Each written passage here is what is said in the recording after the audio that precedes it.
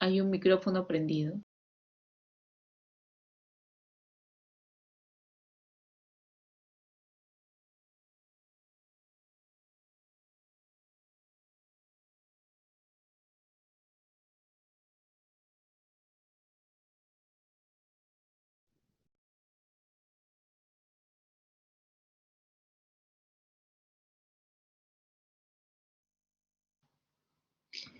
Buenas tardes a todos. Vamos a dar inicio a nuestra séptima semana del curso taller de titulación por tesis.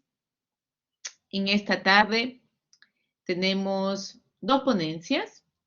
La primera ponencia que estará a cargo del magíster Rubén Espinosa Rojas sobre el tema tamaño de muestra,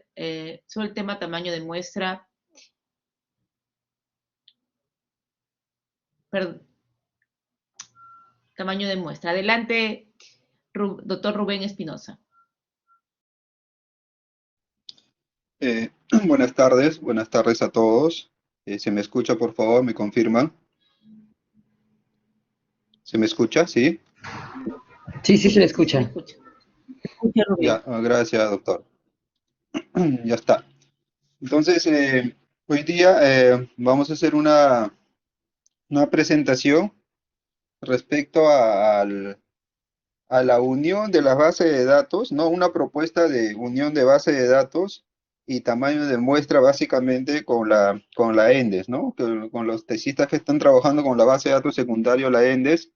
En esta oportunidad vamos a mostrar algunos procedimientos para poder unir las bases de datos y sobre todo también algunas consideraciones respecto al tamaño de la muestra, ¿no? Ahí vamos. Entonces, acá he tratado de elaborar una presentación asumiendo ya un tema de tesis. Por ejemplo, acá tenemos el tema de tesis. Vamos a disminuir un poquito el punto acá.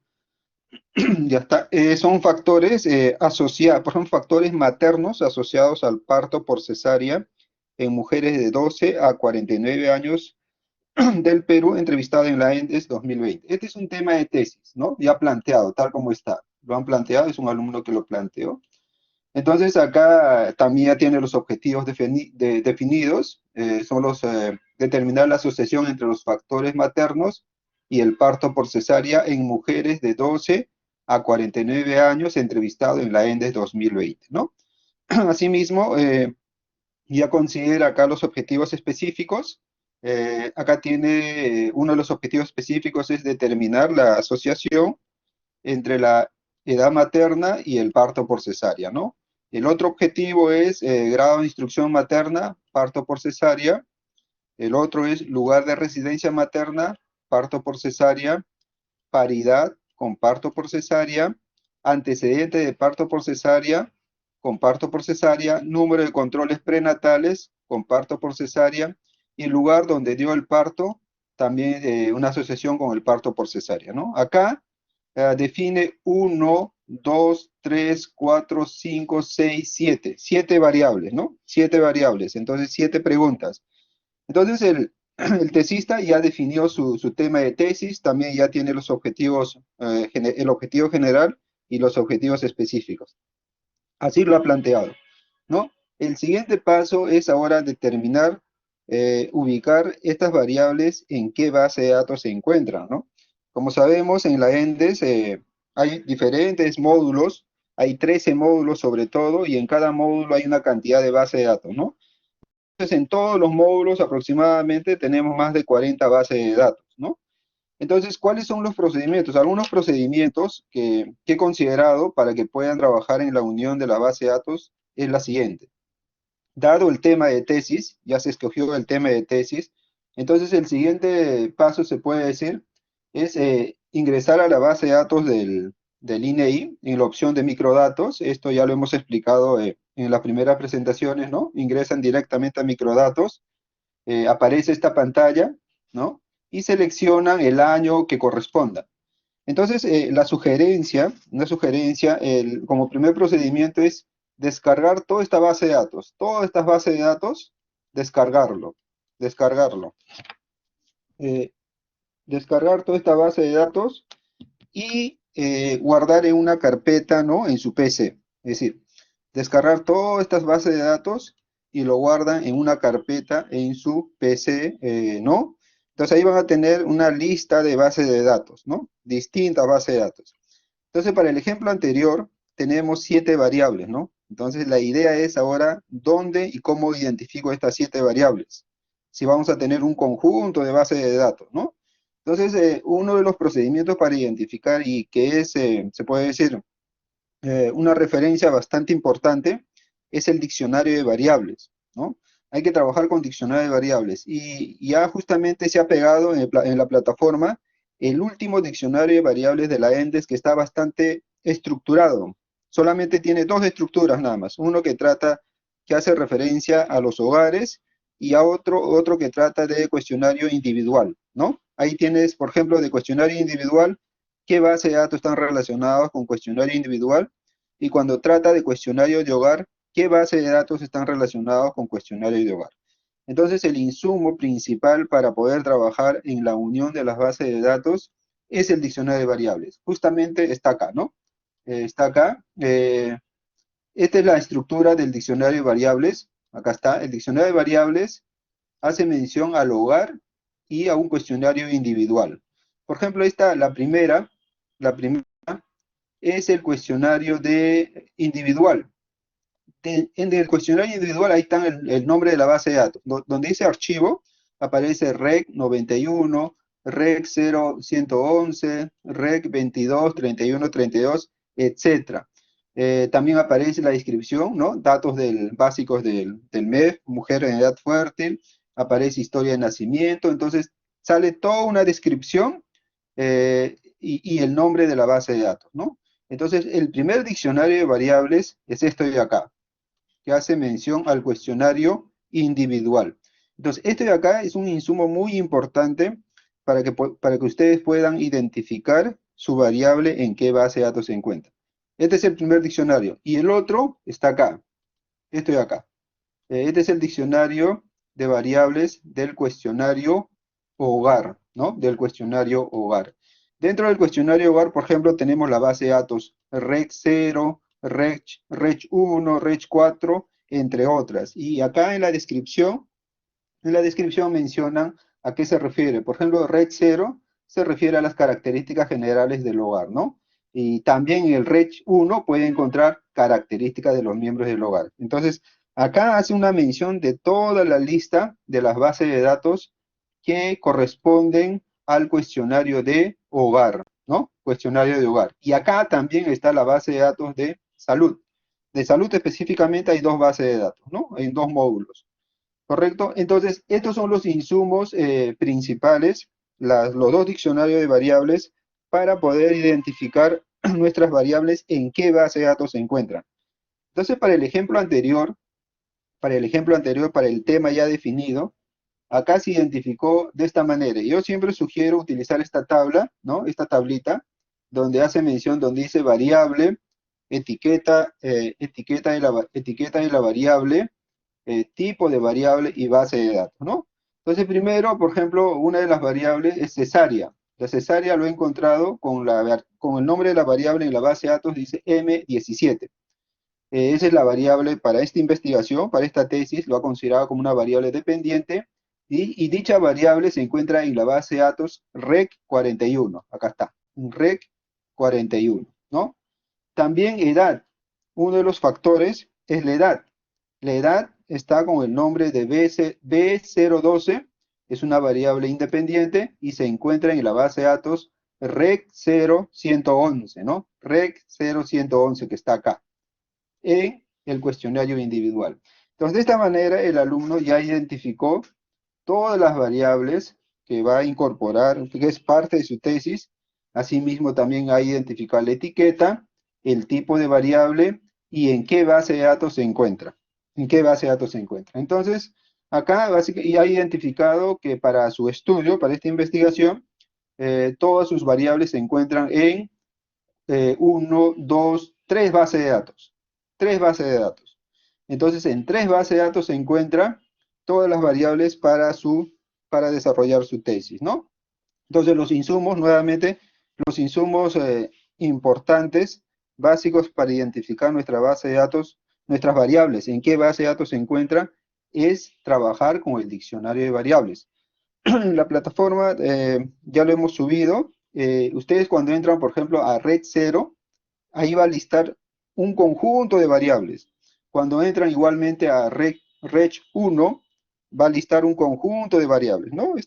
Inclusive está con hipervínculo, está vinculado. ¿Correcto? Entonces, nuevamente, para poder identificar rápidamente las bases de datos, identificar nuestra variable en qué base de datos se encuentra, tenemos que trabajar con el diccionario de variables, ¿ya?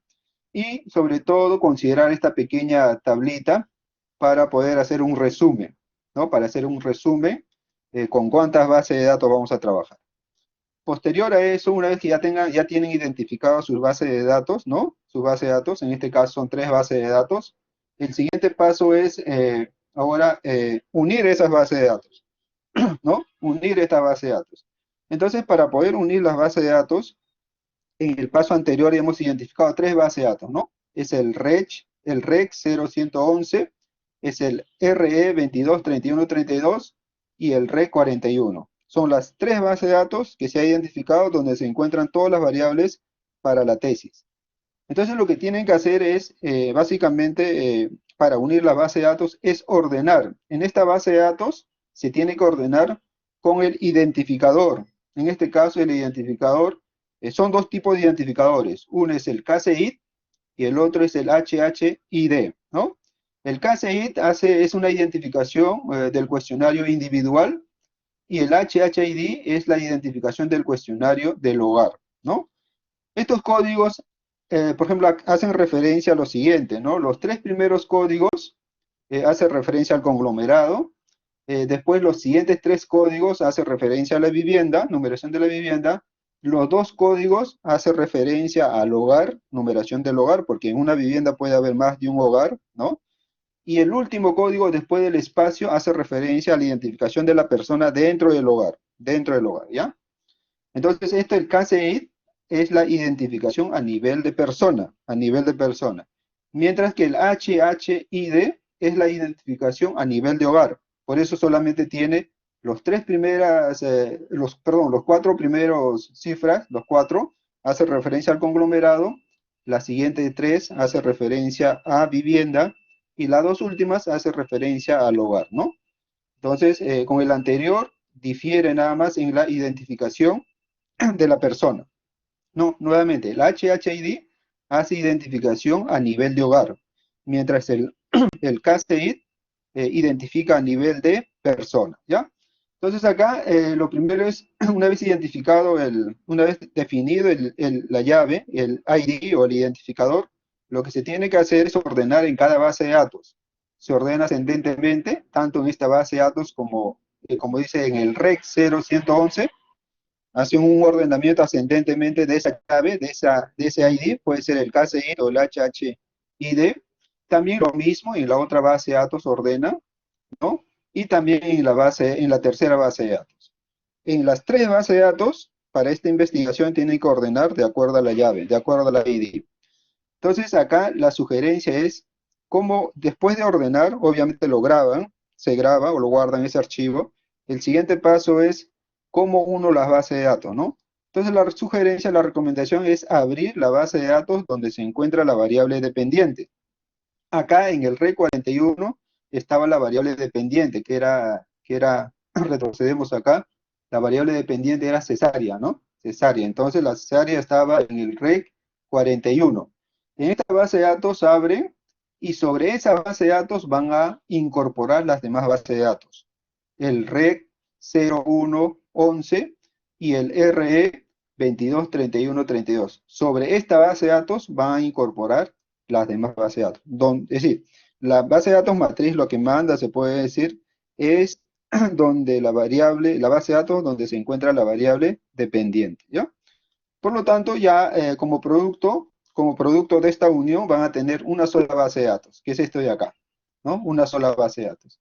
Ahí están todas las variables que encontraron en el REC 41, todas las variables que encontraron en el REC 011, 1, y todas las variables que encontraron en el RE 22 31 30. Esta es la base de datos. Se utilizan el SPSS, ¿no? Para unir la base de datos una vez que ordenen su ID o su llave, es ingresar a datos, ¿no? Datos, después seleccionan fusionar archivo y añadir variables. Añadir variables, ¿no? Y en otro software igualmente pueden utilizar el Stata o cualquier software que mejor maneje, ¿no? Pero en el software, en el SPS sería este el procedimiento para poder unir estas tres bases de datos. Entonces, ya tenemos la base de datos unida. Esta es la base de datos unida. El siguiente paso es, perdón, ya con la base de datos unida, lo que tenemos que ver ahora es el tema de el coeficiente de variación, ¿no? Es decir, ¿para qué nos sirve el coeficiente de variación? Es una aproximación para ver si la muestra con lo que vamos a trabajar es adecuado o simplemente nos va a dar resultados referenciales, ¿no? Entonces eso lo vamos a mirar más adelante. Entonces, con esta base de datos unida, acá están las tres bases de datos unidas, lo que vamos a hacer es preparar el diseño de muestras complejas. Normalmente la ENDES trabaja con muestras complejas, ¿no? Ese es por el diseño de la muestra que han elaborado. Entonces trabaja con muestras complejas, por lo tanto, en sus bases de datos, antes de obtener los resultados, siempre tienen que elaborar el diseño de muestras complejas, ¿no? Conocido como CC-Plan, por ejemplo, ¿no? Entonces, ¿qué es lo que hacemos en la base de datos unida? En esa base de datos unida, lo primero que debemos hacer es convertir el factor de ponderación en una variable, crear una variable, de tal manera que hay que dividir ese factor entre 1.000.000. Es decir, tal como está, el factor de ponderación que aparece en la base de datos original no se puede utilizar. Lo que debemos hacer es convertirlo dividirlo entre 1.000.000, ¿no? Por lo tanto, vamos a tener otro factor de ponderación dividido entre 1.000.000. Acá le he llamado peso 1, ustedes pueden ponerle cualquier nombre, ¿no? Entonces el peso 1 es de la división del factor de ponderación, en este caso es el B005 entre 1.000.000. Entonces ya creé la variable peso, ¿no? Hemos creado la variable peso. Igualmente, en esta base de datos unida, acá en esta base de datos unida, pueden crear todas las variables que han considerado según su operacionalización de variables, ¿no? Las variables originales, por ejemplo, muchas son recategorizadas, ¿no? Categorizadas. Entonces, en esta base de datos van a crear todas las variables que ustedes han considerado en su operacionalización de variables, ¿no? Entonces, para poder, en SPSS, para poder crear el diseño de muestras complejas, justamente es este procedimiento, ¿no? Acá, entran a analizar, seleccionan muestras complejas, y acá escogen la segunda opción que dice preparar para el análisis, ¿no? Preparar para el análisis. Entonces, en la siguiente lámina, justamente les va a pedir el nombre, en qué carpeta lo van a guardar ese plan, ¿no? En este caso hemos puesto el nombre de la alumna, Liz. En esa carpeta vamos a crear el CC Plan, ¿no? Ahí lo vamos a guardar, simplemente ponen guardar. Y después les va a pedir estas tres variables. Hay que siempre tener en consideración, para el tema de diseño de muestras complejas, les va a pedir estrato, y la variable estrato en la base de datos está con el nombre de B022, eso es lo que tienen que ingresar. En conglomerado, también les pide la variable conglomerado, acá van a ingresar el número de conglomerado, normalmente aparece como nconglom, ¿no? Eso está en la base de datos. Y por último, les pide la ponderación muestral, y acá van a ingresar la variable que hemos creado. Es decir, el factor de ponderación que dividimos entre 1.000.000, esa variable ingresa en ponderación muestral, ¿no? Continuamos, ya ha ingresado los tres campos, ya tienen ingresados los tres campos. Continuamos y simplemente ya se grabó, ya se guardó. Ya guardamos el CC Plan, ¿no? El diseño que hemos creado, ya se guardó. El siguiente paso es, vamos ahora sí a obtener algunos resultados. Como por ejemplo, uno de los resultados es el coeficiente de variación. Eso es lo primero que debemos hacer cuando unimos base de datos. ¿Por qué? Porque muchas veces escogemos ciertas variables que tienen muy pocos casos, ¿no? En la base de datos secundario, la base de datos secundario, como ustedes saben, es una muestra representativa. Entonces, para ciertos estudios lo que hacemos es un submuestreo, ¿no? Es un submuestreo. Y en muchas variables a veces los casos son tan pequeños que al final su tamaño de muestra no nos va a ayudar mucho, ¿no? No nos va a ayudar mucho. Por lo tanto, una forma de asegurar que la muestra que vamos a trabajar es adecuado es obteniendo el coeficiente de variación. Entonces, ¿cómo obtenemos el coeficiente de variación? Igualmente, en el SPSS ingresamos a analizar, buscamos muestras complejas. En este caso, seleccionamos tabla cruzada, y después de eso, acá te va a pedir el nombre del CC Plan que has creado, ¿no? Acá te va a pedir, entonces simplemente lo direccionas donde guardaste el diseño de la muestra, el CC Plan que se ha creado en el archivo anterior. Acá lo direccionas, seleccionas ese nombre, continúas, ¿no? Y acá te sale ya se puede decir, te pide la variable que vas a calcular. En este caso vamos a calcular la variable M17, ¿no? Esa es la variable dependiente, cesárea. Ingreso cesárea y al costado aparece estadísticos. En estadísticos activamos algunos estadísticos, ¿no? Por ejemplo, uno de ellos es el coeficiente de variación. También tenemos tamaño de la población, error estándar, intervalo de confianza, etc. Pero nosotros queremos calcular el coeficiente de variación de la variable dependiente, de la cesárea, ¿no? A ver, vamos a calcular. Entonces seleccionamos acá, continuar, y vamos a obtener este resultado. Este es el resultado que obtenemos. Esto de acá, ¿no? Por ejemplo, acá, un ratito. Entonces, obtenemos acá, este es parto por cesárea, ¿no? ¿Cuántos casos hay? Hay 7.849.920. Ese es el valor absoluto, ese sería el tamaño de la muestra. Pero algunos preguntarán, pero sale con decimales el tamaño de la muestra. Si sale con decimales es por el factor de ponderación, ¿no? Entonces acá lo que debemos hacer es redondearlo. Sería 7.850. Entonces el tamaño de muestra sería 7.850 para este estudio, con un coeficiente de variación de 0.010. Convertido en porcentaje sería 1%, ¿no? Sería 1%. Entonces acá esto sería 1%. Entonces, como hemos mencionado, está bien, ¿no? Tenemos un tamaño de muestra de 7.850 para este estudio y su coeficiente de variación es 1%, menor al 15%, por lo tanto, es aceptable, ¿no? Es aceptable.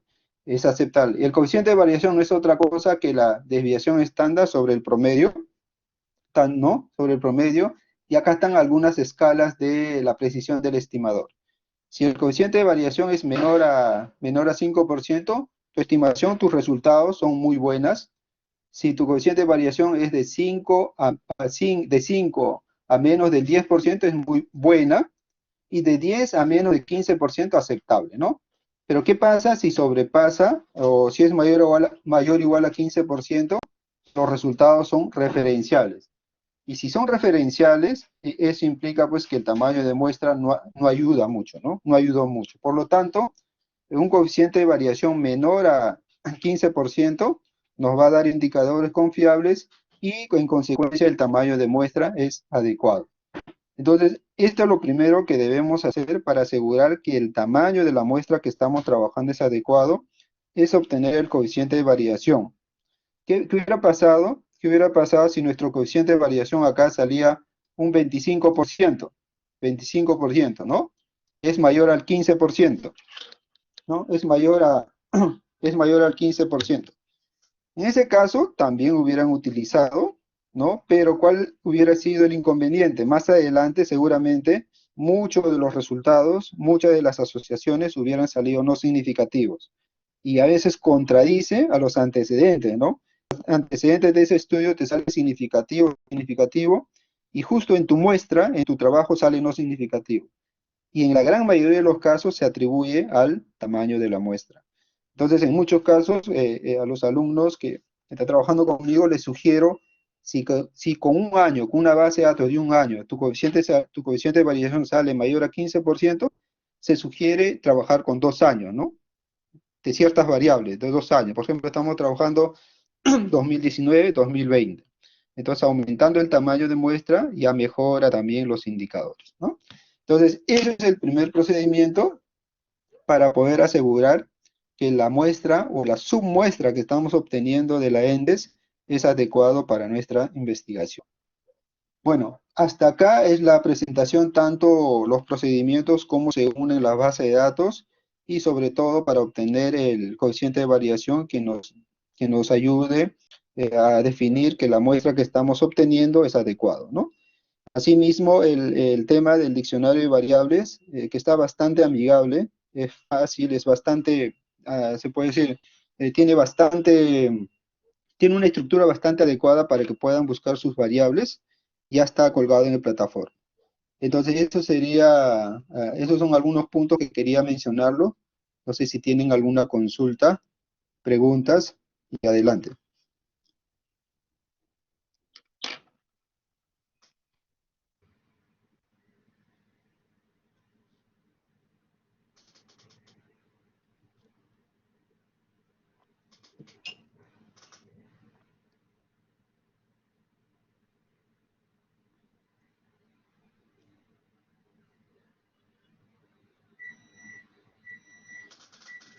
Y ya pueden ingresar, en la plataforma está en Excel, el diccionario de variables, entonces ya pueden utilizarlo. Asimismo, también si tienen alguna duda, consultas, me pueden escribir y igual, ¿no? Yo les puedo sugerir en el tema de unión de base de datos. El tema está, no todos van a tener la misma base de datos.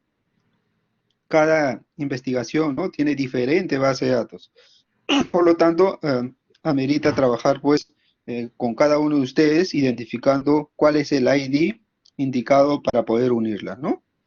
Pero nuevamente el diccionario de variables les va a ayudar bastante en la unión de esa base de datos.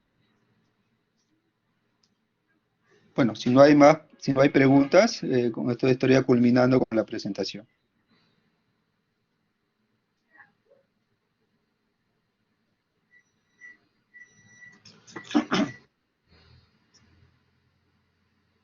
Agradecerte, Rubén, por tu exposición bastante clara y sobre todo por darte la molestia de señalarnos todos los pasos que debemos de seguir para poder lograr ¿no? Identificar todas aquellas variables, ordenarlas adecuadamente con el ID y posteriormente, ¿no? De qué manera nos tenemos que asesorar a través del coeficiente de variación, ¿no? Para poder saber si realmente nuestra muestra va a ser bastante representativa o no. Muchísimas gracias, ha estado bastante claro. ¿Alguna pregunta del público? No habiendo ninguna pregunta más, muchísimas gracias. Vamos a continuar con la siguiente ponencia,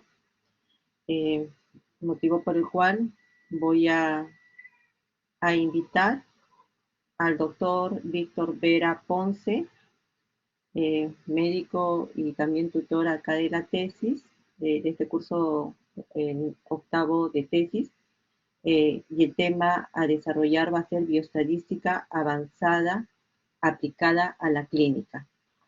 Víctor, buenas tardes.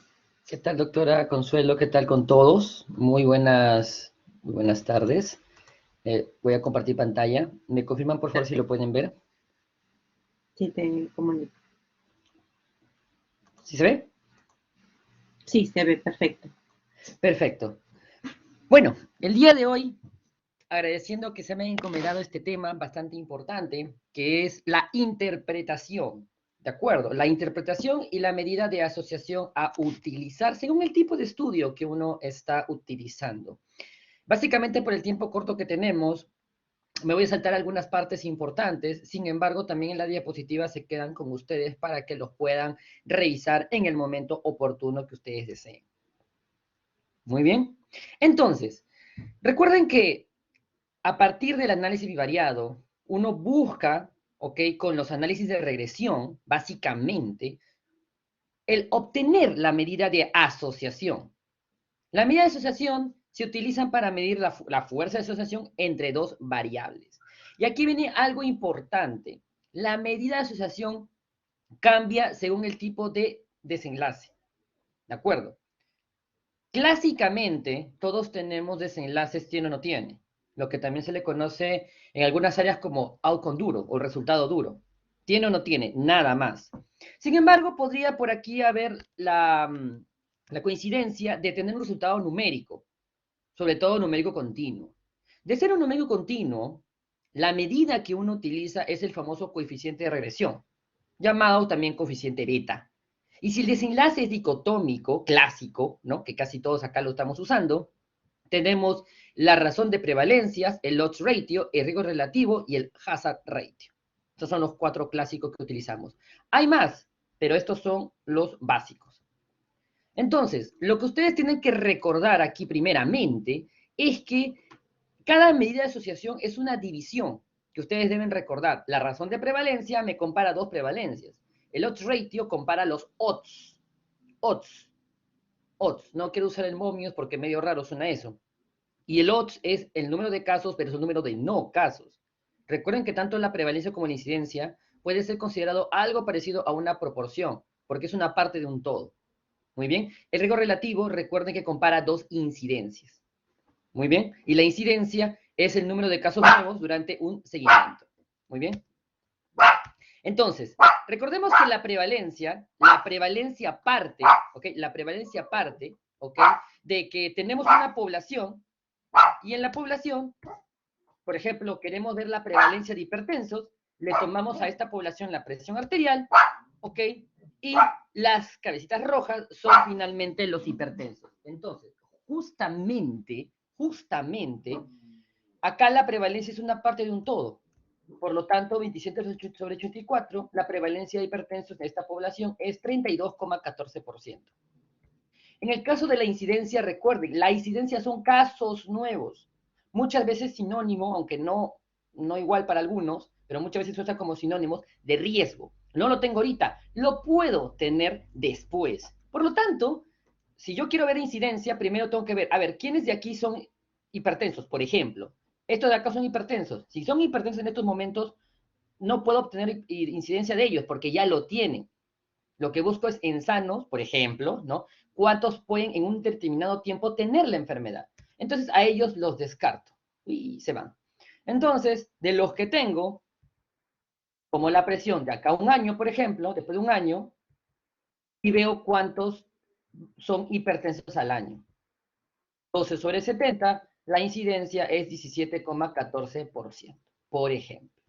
Y finalmente, los odds es justamente lo mismo, ¿no? Tomo la presión, pero aquí ya no es una parte de un todo, mucho cuidado.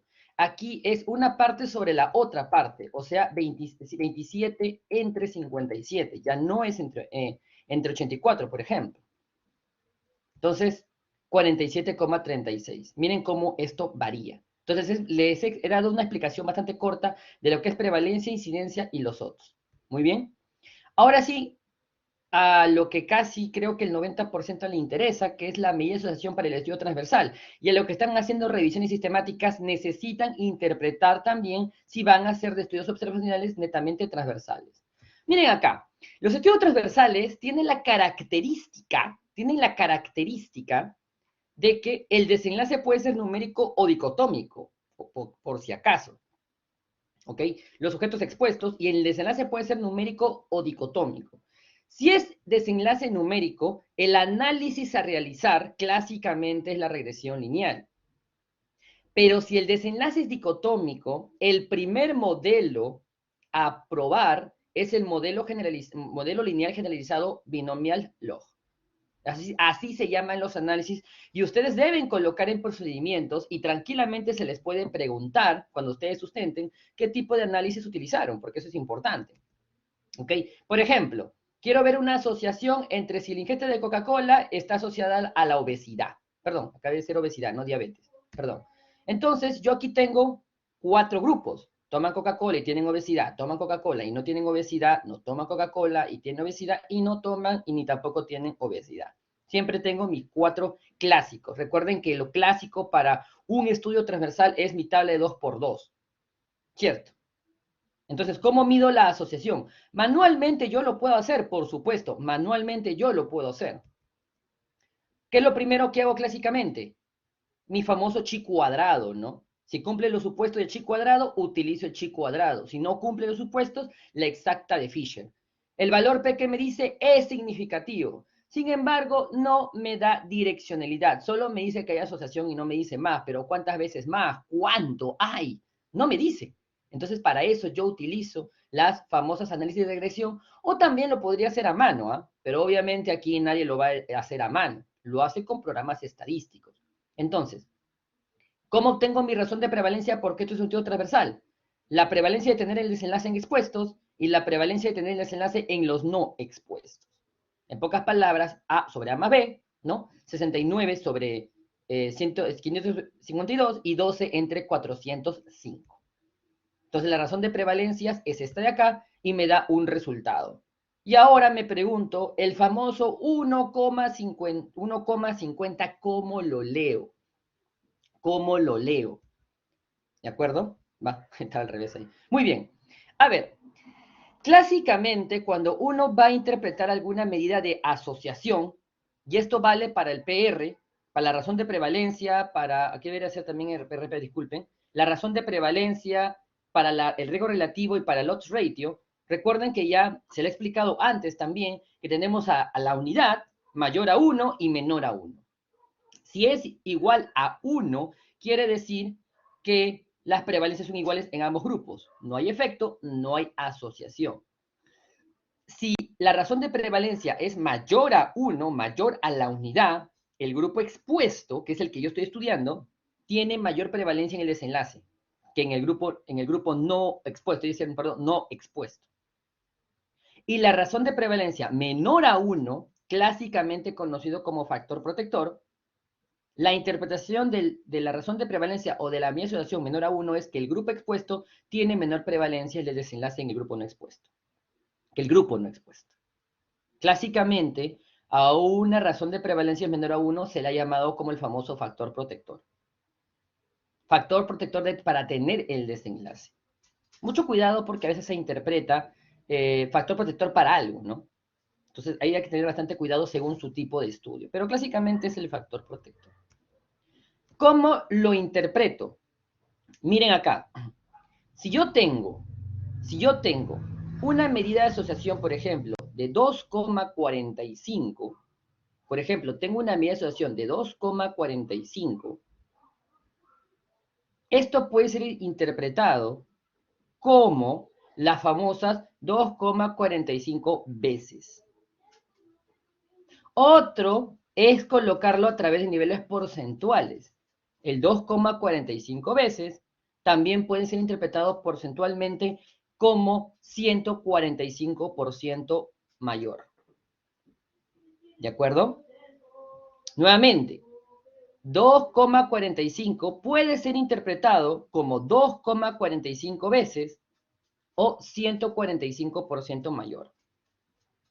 ¿De acuerdo? Se le resta la unidad.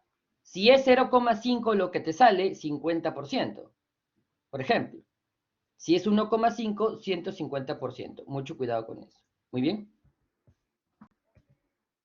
Entonces, básicamente, recuerden que cuando yo voy a comparar una prevalencia de uno versus el otro, 18 contra 12%, tenemos 18 de 100 sujetos, por ejemplo, acá con diabetes en el grupo expuesto y 12 sobre 100 sujetos con diabetes en el grupo no expuesto. Comparo uno con otro y tengo 1,50, por ejemplo, que es lo que estamos viendo en el ejemplo. ¿No? Muy bien. Y acá, miren acá.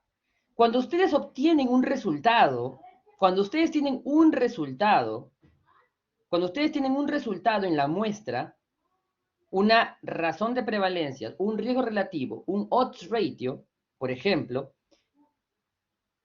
en la muestra van a tener un número exacto, 1,50.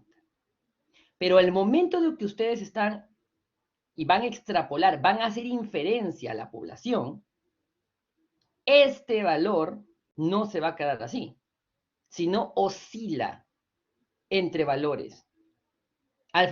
Entra aquí el famoso intervalo de confianza del 95%. Yo tengo un 95% de certeza o de confianza de que el valor del riesgo de la razón de prevalencia en mi población se encuentre entre este y este número. ¿Qué pasa si me tocara 1,50, pero en la población el intervalo de confianza va de 0,8 a 2,3? Quiere decir que tengo un 95% de confianza o de certeza de que este valor se encuentra debajo de la unidad, o sea, pasa a ser protector, o mayor a 1, hasta incluso 2,3. Obviamente, si cruza la unidad, pierde su significancia, su nivel estadísticamente significativo. Muy bien. Mucho cuidado, porque a usted le puede tocar una razón de prevalencia con un número importante, pero tienen que ver los intervalos de confianza. ¿Por qué? Porque el intervalo de confianza es el que tú extrapolas a tu población. No es el valor absoluto, es el que tú extrapolas a tu población. Intervalo de confianza. Muy bien. Entonces tienes que ver valor P y tienes que ver intervalo de confianza. Y para que sea estadísticamente significativo, no debe cruzar la unidad. Muy bien. Por ejemplo, ¿qué hemos hecho acá? Acá cuando hemos interpretado, en este caso, hago mi famosa tablita, ¿no? De regresión, de análisis, ¿no? Entre el consumo de Coca-Cola y obesidad. Y nos sale, acá en este ejemplo, estamos saltando, ¿no? Y nos sale 2,45 con este intervalo de confianza y este valor P. ¿Es significativo? Sí, es significativo. Ahora viene lo más importante. ¿Cómo hacer la lectura? Ya, yo les he dicho el 2,45 veces o el 145%. Muy bien. Pero la pregunta es, ¿cómo hago la lectura general? Porque tú no puedes decir solamente eso. Y acá les presentamos un esquema amigable, modificado, ¿no? De unas clases en las cuales ustedes tranquilamente pueden interpretar sus resultados. Comenzar con, según los datos analizados, siempre, según mis datos, ¿en dónde? En la población. ¿Qué población según tu pregunta, Pico? En la población de estudio, en la población de peruanos mayores de 18 años, en la población de menores de 12 años, en la población de prepúberes, en las mujeres gestantes, donde tú quieras. La que, probabilidad, proporción. Generalmente se usa la palabra probabilidad o proporción para razones de prevalencia. Ojo, por ahí a veces he escuchado que no consideran probabilidad, proporción como sinónimos y todo, pero para lenguaje interpretativo muchas veces se usa indistintamente, muchas veces. Si tu estudio es una razón de prevalencia, o un estudio transversal, ¿no? Probabilidad o proporción. Si es un estudio de cohorte, riesgo, ¿no? Cuando estás sacando RR. Caso control, odds, cuando vas a obtener un OR, y cuando vas a hacer una cohorte, pero como análisis de sobrevida, es el hazard, que no es lo mismo que decir riesgo, por si acaso. Hazard, ¿ok? No es lo mismo que riesgo. Entonces, puedes utilizar uno de estos. Entonces, en este caso, mi estudio transversal sería la proporción. ¿La proporción de qué? La variable de resultado. ¿Cuál es mi resultado en este caso? De obesos. ¿En qué grupo? El grupo expuesto. ¿Qué grupo estaba expuesto? Los que tomaban Coca-Cola. ¿Cuántas veces fue? Aquí puedo utilizar diversas maneras como a mí mejor se me ocurra. Fue 2,45 veces. Por favor, no colocar 2,45 veces más. No es lo mismo. Entonces mejor lo dejemos con 2,45 veces. Ya, no me gusta 2,45 veces. Entonces 145% mayor. Fue 145% mayor con respecto al grupo que no toma Coca-Cola, la contraparte. Por algo les dijo, ¿no? Tiene o no tiene, ¿no? O sea, tiene o no tiene, tiene o no tiene, ¿no? ¿Está expuesto o no está expuesto? Este resultado fue estadísticamente significativo y entre paréntesis colocar la APR, punto coma, el intervalo de confianza y con los valores que nos da el resultado. Y listo, ya está mi lectura. Todos ustedes, ¿ok? Hasta los que están haciendo revisiones sistemáticas, tienen que saber hacer una lectura de justamente medidas de asociación. Ahora, alguien va a decir, está bien, doctor, pero yo no hago solamente un análisis bivariado de regresión, donde saco solamente un PR. Yo hago análisis de regresión múltiple o multivariable, ¿de acuerdo? Donde ajusto. Y ahí viene la pregunta, ¿qué es lo que tú ajustas, no? ¿Qué cosa quieres ir a ajustar? Entonces, eso vamos a ver. Y algo más, miren acá, algo más aparte de que me pueden reclamar eso. ¿Cómo hago lectura de eso? ¿Qué más? Doctor, en el análisis bivariado, tengo edad. Y edad no es dicotómico, como usted me está mostrando grupo expuesto, no expuesto, que tiene, no tiene. Y mire el grado de estrés, bajo, moderado y alto. ¿Qué hacemos con una lectura de 3? Esa es una buena pregunta. ¿Cómo leo esto? Entonces, ¿cómo se hace la lectura cuando la variable independiente es categórica politómica? Miren acá, esta es categórica politómica, grado de estrés, por ejemplo. Cuando ustedes van a hacer una lectura de regresión, generalmente dicotómico, ustedes comparan uno versus otro. Y según la parte de la base de datos, comparan el menor valor, como lo codificaron, por ejemplo, femenino le ponen 0, masculino le ponen 1, entonces comparas masculino contra femenino. Muy bien.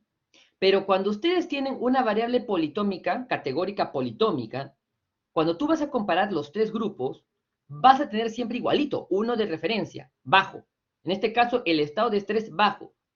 Y tú vas a comparar moderado contra bajo y alto contra bajo.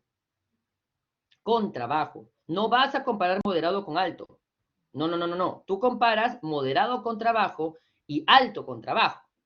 Entonces, ¿cómo haces la lectura? Primero, para moderado, según los datos analizados en la población de estudio, la proporción de obesidad en aquellos que tienen estrés moderada o moderado es 1,89 veces con respecto a los que tienen, ¿no? Estrés bajo. Recuerden que es el moderado versus el bajo. Esto fue estadísticamente significativo. Incluso acá me ha faltado poner PR igual, todo lo que está acá arriba. Ya, ¿y cómo comparo el alto? ¿Cómo le hago lectura del alto, que tiene 2,18? Lo mismo, según los datos analizados en la población de estudio, la proporción de obesidad en aquellos que tienen estrés alto es 2,18 veces con respecto a quienes tienen estrés bajo. Recuerden que compara. Por ejemplo, acá en fumar, ¿a quién comparo? Comparo antiguo contra nunca y actual contra nunca. Recuerden que Coca-Cola, ¿a quién estoy comparando? Los que sí toman versus los que no toman. Acá estoy comparando el grupo rural contra el grupo urbano.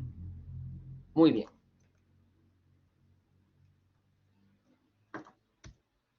Y finalmente, cuando la variable independiente es numérica, clásico en el tema de la edad, tenemos 1,56. ¿Y yo con quién comparo esto? Esto no lo comparo con nadie, no tengo un grupo de referencia, porque la variable es numérica.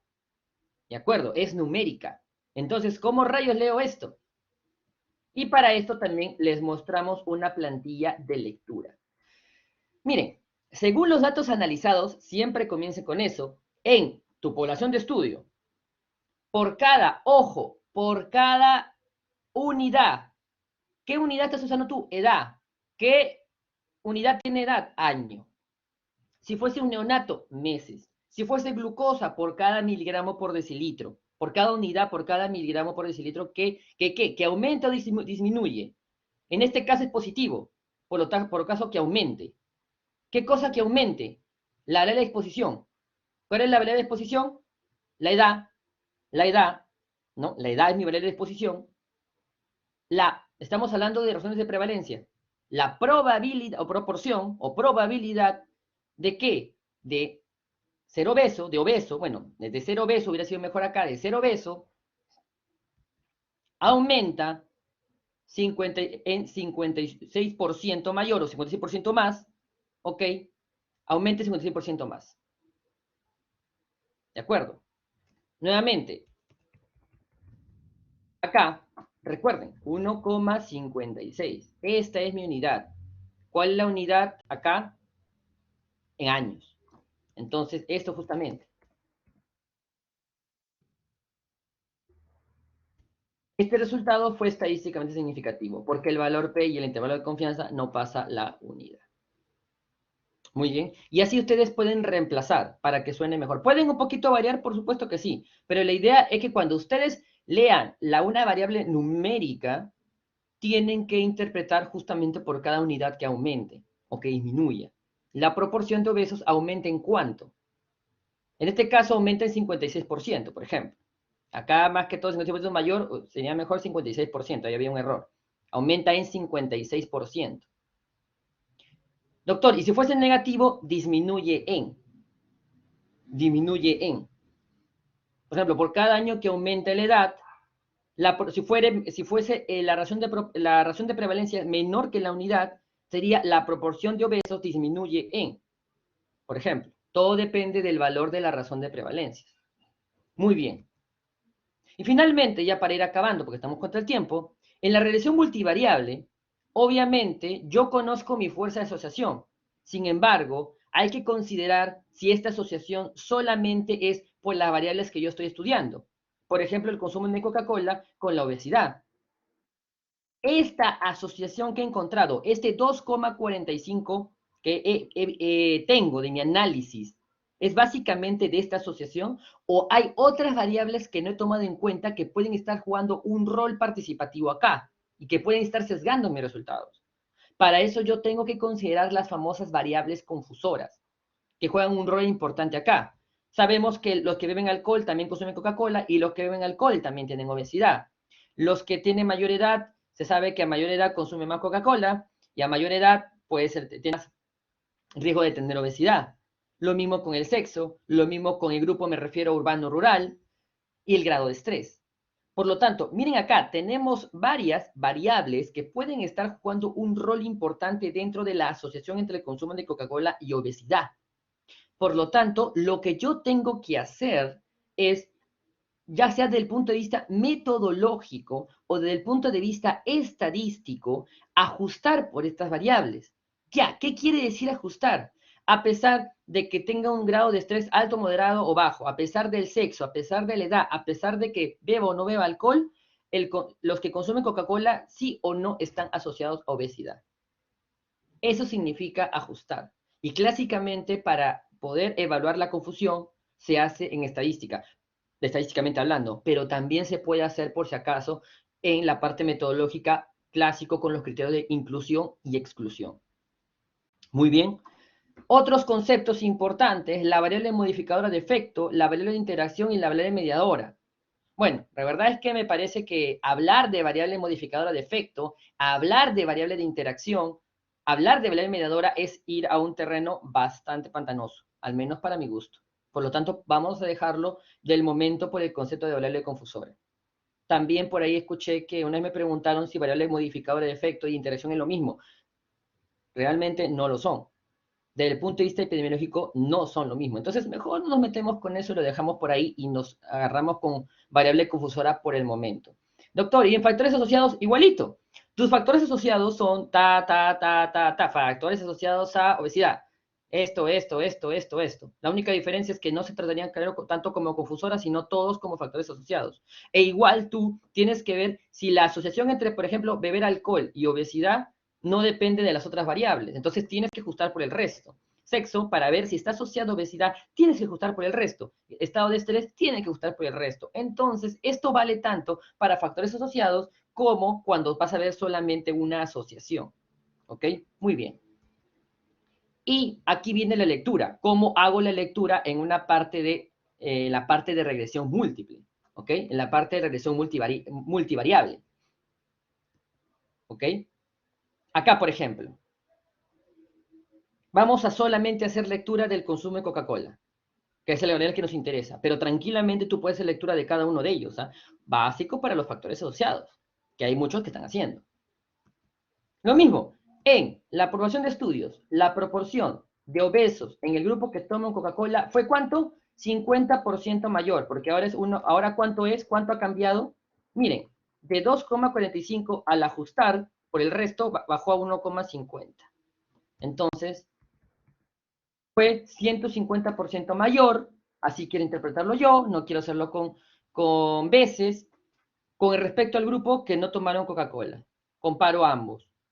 Ahora viene lo importante. Ello fue ajustado, ¿por qué? Por las variables, esto fue ajustado por las variables edad, sexo, periodo de alcohol, estado de estrés y grupo. A algunos les gusta poner, ello fue ajustado por las variables confusoras. Pero sería bueno mejor poner por cuáles has ajustado, ¿no? Porque también existen los modelos anidados que probablemente por ahí veamos. Entonces mejor especifícame por cuáles has ajustado. Este resultado, lo mismo, fue estadísticamente significativo, bla, bla, bla, bla, bla, bla. Muy bien. Entonces ya tienen la plantilla para poder reemplazar. Lo importante es saber, y nuevamente muchas veces veremos los que interpreten variables numéricas e interpreten variables dicotómicas. Existe un clásico de categorizar todo, así que ahí solamente te tomarías la molestia de interpretarlo politómico. Muy bien. Y finalmente los análisis estadísticos, ya para acabar, estoy diciendo creo que 3 veces eso, para cuando tú tienes una variable numérica, regresión lineal. Ojo, para todos, cuando tú tienes una variable dicotómica, utilizas un modelo lineal generalizado enlace log de la familia binomial. ¿What? Sí, así se llama. Y cuando no funciona, recién utilizas la famosa conocida regresión de Poisson con varianza robusta. O sea, en el Stata, que es mi favorito, ustedes colocan su enlace y comienzan cuando hacen una regresión, ¿de acuerdo? Para obtener una razón de prevalencia, ustedes utilizan un modelo lineal generalizado log binomial. Sin embargo, el problema del modelo lineal generalizado log binomial, ¿ok? Que largo, es que no converge. A veces no converge. Corre y no converge. Ojo, vuelvo a repetir, el modelo lineal generalizado, log binomial, o el log binomial, mejor lo llamo así, fue creado para obtener razones de prevalencias. Entonces, es el primero que cada uno de ustedes que está haciendo estudios transversales tiene que poner a prueba. De no converger, que generalmente sucede en el 80% de los casos, pero no en el 100, pasan recién a la regresión de Poisson con varianza robusta. Pero la regresión de Poisson con varianza robusta fue creada para variables de conteo. 1, 2, 3, 4, 5, 6, números enteros. No para numéricos continuos, por si acaso, para numéricos continuos es regresión lineal. Conteo. Por eso se utiliza para incidencias o tasas de incidencias. La pregunta es, y yo lo he hecho también, ¿por qué utiliza regresión de Poisson con varianza robusta si fue creado para variables de conteo? Y a veces el alumno no contesta. ¿Por qué? No, es que ese se utiliza para la razón de prevalencia. No, no se utiliza. El que se utiliza es el log binomial. Pero por juegos matemáticos, tú puedes utilizar la regresión de Poisson con varianza robusta para obtener razones de prevalencia cuando no te funcione el log binomial. Aquí tiene la explicación que lamentablemente por tema de tiempo ya no lo puedo hacer, ¿ok? Sin embargo, yo les invito a que ustedes cuando van a hacer su análisis de regresión, hagan primero el log binomial. Y si el log binomial no converge, recién a la regresión de Poisson. Y si ustedes están sustentando, tienen que saber por qué han hecho regresión de Poisson y explicar, lo he utilizado por esto y por el otro. Como estamos discutiendo temprano, tranquilamente les podemos pedir la base de datos y correr solo por fastidiarles la vida, en el buen sentido, claro, porque ustedes deben aprender, ver si ha convergido o no el log binomial. Si convergió, ¿por qué es otra regresión de Poisson? Tenías que haber utilizado el log. Bueno, muy bien. Bueno, y acá justamente al utilizar la regresión de Poisson, y obtener esto en el Stata, ¿no? Que es mi favorito, como voy a repetir, vas a obtener todos estos, ¿no? Para poder interpretar el desenlace, la variable, el valor P, el número de pacientes analizados, etcétera, etcétera. Muy bien, listo. Me parece que ya no me queda tiempo para poder explicarles el loss ratio. Sin embargo, me parece que con la explicación y con la plantilla de interpretación que yo les he hecho, ok, con mucho gusto, y lo hemos hecho realmente en el INICIT, modificándolo, ¿no? De los cursos de Bisalud, entonces esperemos que sea de bastante utilidad para ustedes, ¿ok? Eso es todo y muchas gracias por el espacio.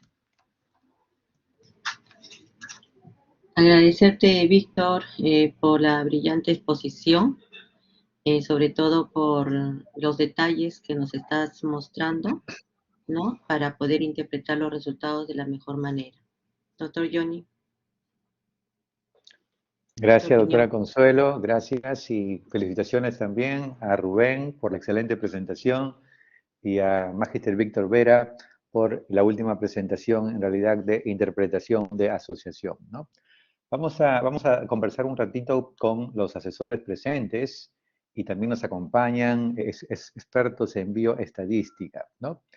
Ok, cuando estábamos hablando de la variable independiente politómica, ¿no? El análisis de un estudio transversal analítico o de RP, cuando estábamos viendo RP, la variable independiente politómica, la dicotómica no tenemos demasiado problema, ¿no? Pero vamos a hablar en la variable independiente politómica, que también Víctor nos mencionó. Tanto en una como en otra, en la dicotómica y en la politómica, es importante mencionar cuál es el punto de referencia, ¿no? Siempre estamos hablando de un punto de referencia. En la dicotómica no hay mucho problema, es mucho más práctico. La pregunta sería, ¿cómo elijo la categoría de referencia? Porque eso es muy importante para el análisis y el resultado, ¿no? Así que me gustaría entonces poner ese punto a charlar, a ver si Wheeler quiere participar, Rubén quiere participar, Ofelia quiere participar, Luis también está con nosotros, Luis Roldán quieren participar. ¿Cómo elegimos entonces la variable de referencia, ¿no? La categoría de referencia en una variable politómica? Adelante, adelante. Wheeler.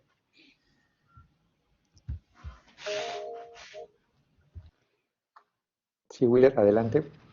Sí, doctor, buenas noches con todos. Sí. Una de las formas de elegir la categoría de referencia es generalmente podemos ver el menor porcentaje del evento de interés en la variable dependiente, ¿no? Con respecto al factor, ¿no? Algunos dicen la categoría de referencia es el menor riesgo, el menor porcentaje, el menor riesgo, ¿no? Eso podría ser un criterio que podríamos utilizar, ¿no? Y esto también tenemos que tener en cuenta que tiene que ser coherente con la parte clínica, ¿no? Eso es fundamental, ¿no? Esa es una de los criterios, ¿no? Una doctora siempre me decía, yo elijo el 1, el código 1, por ejemplo, en las dicotómicas, el 0 y 1, el 1, el peor escenario, ¿no? Por ejemplo, depresión, pues que tengan depresión, ¿no? Pero en las politómicas ya ahí tenemos un problemita, ¿no? Entonces, uno de los criterios es evaluar los porcentajes, ¿no? De la variable dependiente con respecto al factor y poner la categoría de referencia como aquella que tenga el menor porcentaje, ¿no? Pero siempre y cuando también sea coherente con la parte clínica. Ok, entonces puede ser de menos a más. Da lo mismo, Luis, hacerlo ascendente que decreciente para fines prácticos en la parte de la elección de la categoría de referencia. Normalmente, buenas noches. Sí, normalmente sí, pero acá en general yo diría que nos basemos en las referencias bibliográficas, en toda la revisión bibliográfica, en la parte teórica que hemos hecho. Ya se ha hablado, salvo que nuestro estudio sea un estudio nuevo, que nadie haya estudiado, ¿no? En esa situación, sí podemos incorporar algún tema de no en estricto la experimentación, ¿no? Donde comenzamos a probar valores extremos. En el ejemplo del consumo de Coca-Cola, o sea, alguien que no consume podría ser alguien que toma un vaso al mes, por ejemplo, ¿no? Y alguien que sí consume es más de un vaso, pero yo podría comenzar a probar con diferentes dosis, digamos, de Coca-Cola. Entonces, ahí en particular, yo lo veo como que las referencias bibliográficas nos deberían definir, porque de lo contrario no vamos a poder tener sustento, ¿no? Excelente, gracias Luis. Entonces, dos consejos prácticos es, uno, ver de que tenga coherencia clínica, ¿no? Eso es muy importante, la coherencia clínica. Qué tan significativo en la interpretación clínica de los resultados es importante la categoría de referencia. Y lo segundo, que me parece realmente muy importante, es tomar en cuenta lo que hicieron otros autores en relación a la categorización politómica, ¿no? Si ya la variable que yo estoy estudiando, otros autores ya lo han utilizado de manera politómica, pues uso ese respaldo, el respaldo de la búsqueda bibliográfica. Sí, adelante Luis. Sí. Ahí quería complementar un poquito. En la medida de lo posible se usa el politómico porque me da intensidad, digamos, ¿no?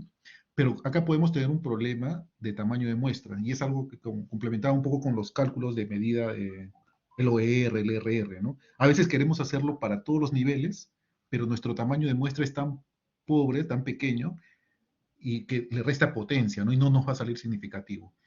Ese es un punto a tener en consideración, ¿no? Otro punto es, ya amarrando las dos exposiciones, la razón de prevalencia o el OR no es lo mismo calcularlo para ENDES que para un estudio de la teoría simple, ¿no? Cuando hablamos por la prevalencia para una muestra de teoría simple es cuántos tienen la enfermedad entre el total de la población. Pero cuando es un estudio como ENDES, y ahí viene a intervenir la muestra, ¿no? El diseño de la muestra compleja que se ha determinado. Entonces, el OR, la regresión de Poisson y todo eso se tiene que ajustar por el diseño muestral. Eso es para las personas que estén usando ENDES, ¿no? El OR tiene que considerar ese factor. Ok, gracias Luis. Este punto me parece importante, el tema del cálculo del tamaño de la muestra, que la mayoría ya ha realizado y ha completado, generalmente ha usado para una variable, ¿no? Ha tomado la variable más importante o la que me ha dado el tamaño de muestra más grande. Sin embargo, debemos, por favor, en la parte de métodos, explicar en la parte de variables cómo va a ser medida y evaluada esa variable.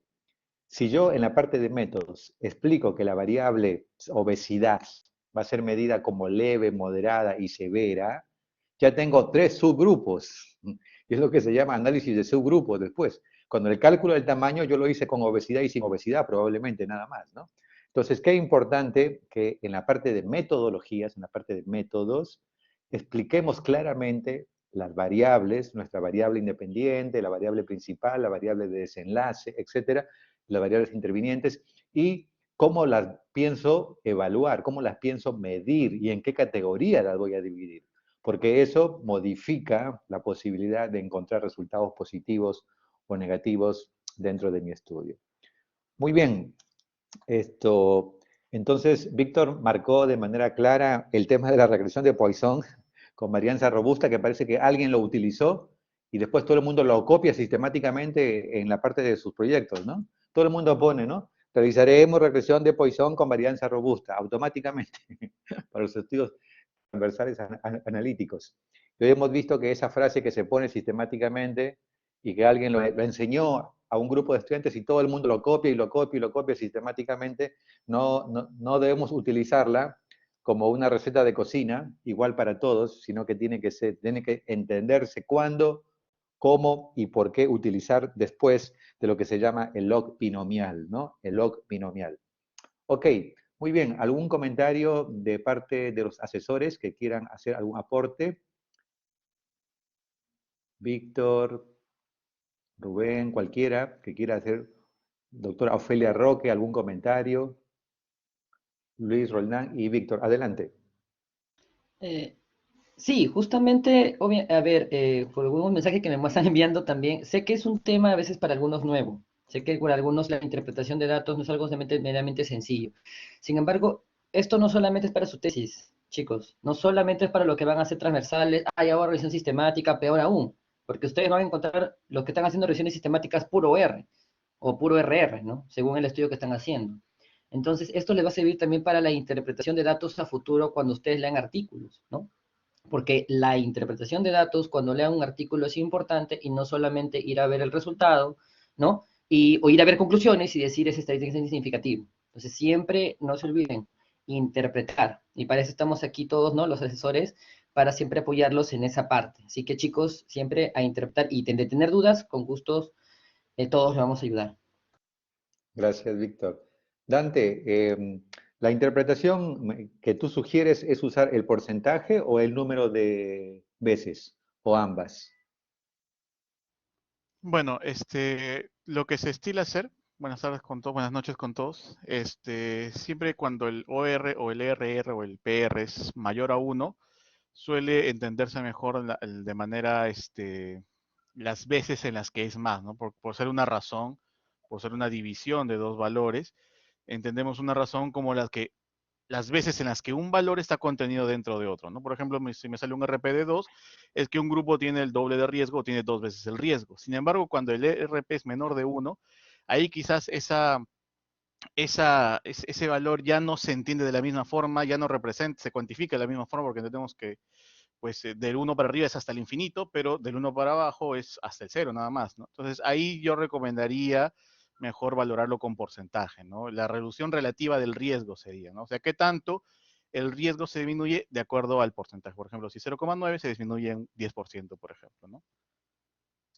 Bien, recordemos que el punto neutro es el 1, 1 o 100, y arriba de 1 es factor de riesgo en n veces o porcentaje de incremento, y abajo de 1 es la diferencia sobre 100, ¿no? Por eso es que un OR o un RP de 0.6 indicaría una reducción de un 40%.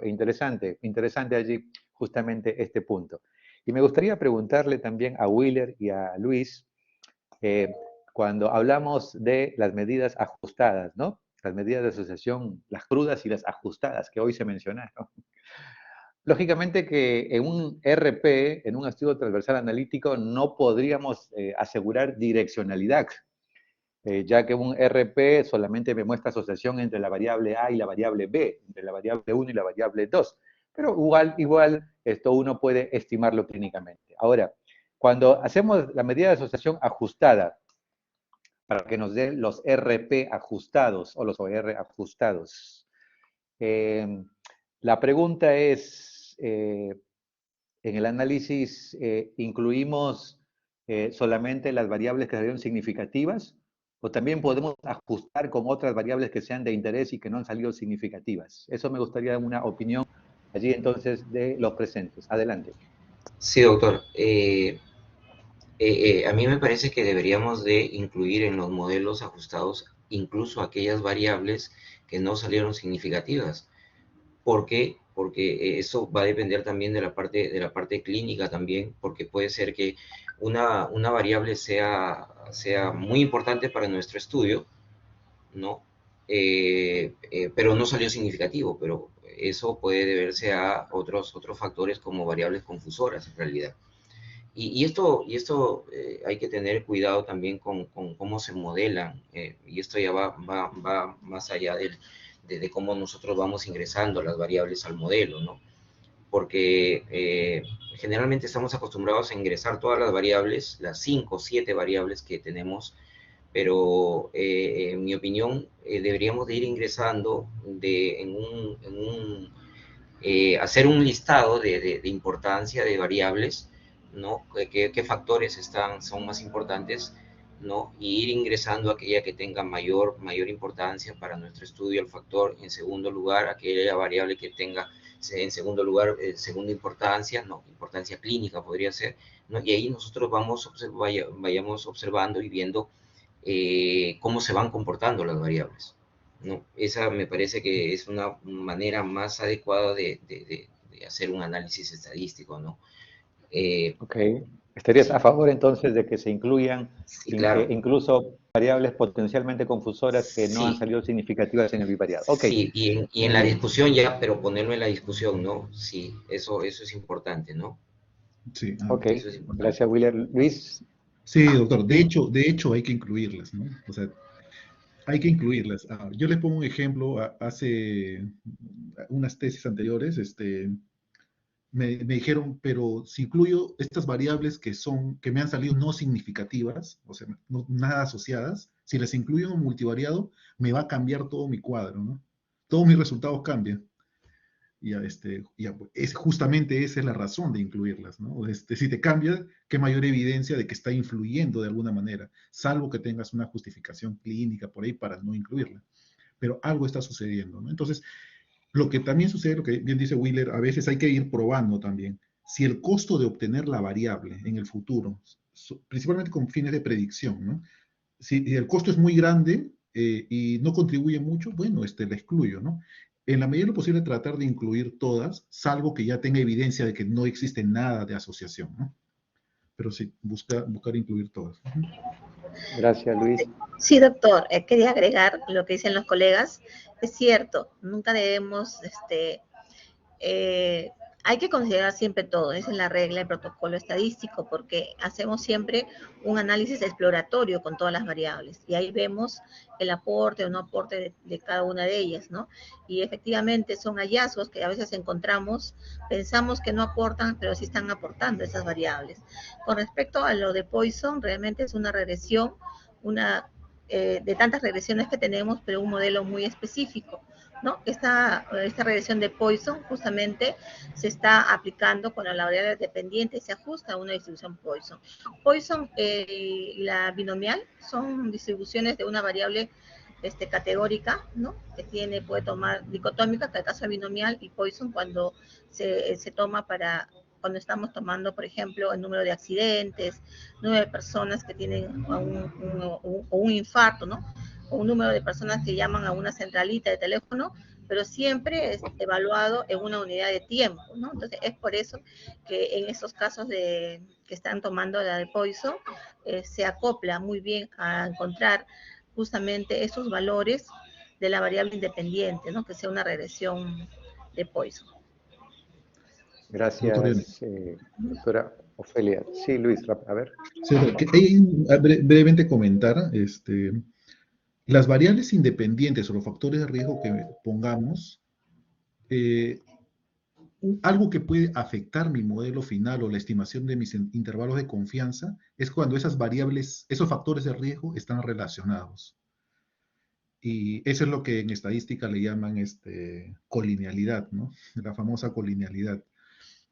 Claro, en algunos casos no se puede detectar o evitar, pero sí hay que tener mucho cuidado porque a veces ponemos dos variables que son parecidas o miden lo mismo, que me afecta en la medición del RR o el OR y sobre todo en su intervalo de confianza, ¿no? Parecen algunos indicadores que se pueden usar a la hora de modelamiento. Pero bueno, quería comentar de todas maneras para tener ese cuidado, ¿no? Ok, gracias Luis. Adelante, Sí, doctor. Rubén. Luego, ¿Qué tal? Luego la doctora Verónica. También de acuerdo con los colegas que mencionan que se debe, desde el punto de vista como es un análisis multivariado, debemos considerar todas las variables, ¿no? Asimismo, sería importante verificar que teóricamente incluyan las variables que estén asociadas con la variable dependiente, ¿no? En muchas investigaciones consideran variables en teoría que no tienen ninguna asociación, ¿no? Entonces, en principio estoy de acuerdo que se incluya todas las variables en ese análisis multivariado. Asimismo, cuando se hace análisis multivariado, ¿no? Se debe también probar los supuestos del modelo, ¿no? Muchas veces no se considera eso. Entonces, los supuestos del modelo se está omitiendo, ¿no? Entonces, eso también cuando se hace un análisis multivariado debemos considerar. Perfecto, muy bien. Adelante, doctora Verónica, ¿había levantado la mano? Sí, justamente mi comentario iba hacia eso, ¿no? En el análisis multivariado tienen que ser consideradas todas las variables, justamente porque usamos presencia, ausencia y la dispersión en el espacio, ¿no? Para que la gráfica realmente represente nuestros datos que estamos analizando. Perfecto, muy bien. Gracias, gracias. Ok, a ver, está Víctor Manuel Loaiza, adelante. Gracias, doctor Johnny. Yo solamente quiero remarcar que todo lo que estamos conversando, los modelos y las variables, tiene una base teórica. por lo cual el capítulo 2 del protocolo, que es la base teórica, es nuestro marco que nos lleva a buscar esta relación. Muchas veces quieren hacer relaciones, pero el marco teórico es tan poco o tan vago que no sé cómo hacen las relaciones cuando el marco teórico no sustenta lo que dice el protocolo. Entonces, antes de hacer todo esto, básico es una buena teoría y saber la relación que ya está determinada en los libros o las revisiones. Perfecto, eso confirma lo que siempre decimos, no podemos hacer investigación de tesis si antes no hemos hecho una buena investigación bibliográfica, ¿no? Excelente. Dante, adelante.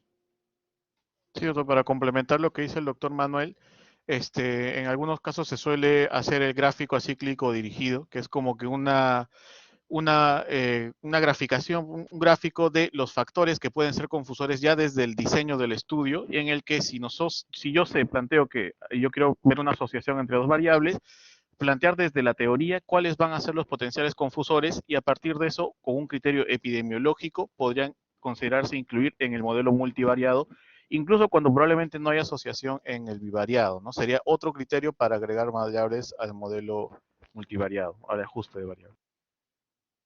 Ok, muy bien, gracias. Magister Víctor Vera, hemos visto que esto es un tema muy interesante y nos queda todavía ver el tema de los OR, ¿no? Del odds ratio. Sí, para la próxima clase. Sí, definitivamente es un tema bastante claro. Incluso ahí ya cada asesor seguramente conversará con sus alumnos, ¿no? Como una vez comentamos en el curso de especialización del profesor Wheeler, para hacer Poisson, regresión lineal o binomial, regresión logística, lo que quieras, tienes que cumplir supuestos de tu variable, ¿no? Los supuestos de tu variable, ¿no? Y es algo que no se ha tocado, incluso la multicolinialidad, ¿no? Así que esos temas son importantes porque justo el apoyo que le estamos dando también en estas clases es para que ustedes usen todas las herramientas que tengan y puedan ver, ¿no? ¿Cumple o no cumple los supuestos? ¿Cómo se interpreta esto? ¿Por qué has hecho este análisis? ¿Por qué has sacado esto? Etcétera, ¿no? Así que sí, es un mundo bastante complejo, pero bonito. Y siempre esto les va a servir, como siempre digo, ¿no? Muy bonito. Gracias, Magister Víctor, Rubén.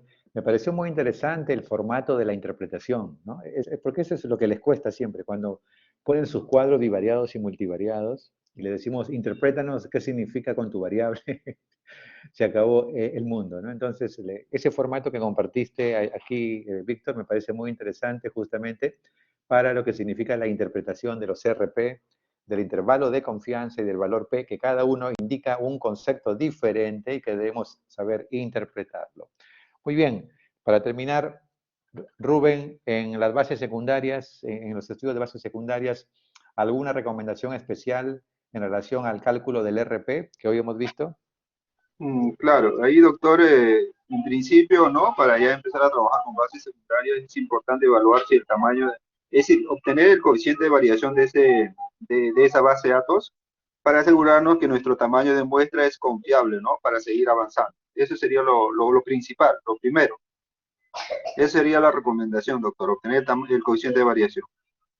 Perfecto, entonces esto es una recomendación práctica en todos los trabajos que usen bases secundarias, por favor, en su primer cuadro, cuando muestren sus variables, no se olviden de colocar la columna de coeficiente de variación, ¿sí? Coeficiente de variación. Muy bien, gracias entonces a todos, hemos completado el teórico de la semana 7, vamos a ir a avanzar ahora con el trabajo en grupos. Gracias a la doctora Consuelo por la presentación y a la Magister Lucy. Avanzamos entonces ahora con el trabajo en grupos con cada uno de los asesores. Buenas noches con todos. Muy buenas noches. Buenas noches. Hasta luego, doctor. Hasta luego, Buenas mayores. noches. Hasta luego, compañeros. Buenas noches. Buenas noches.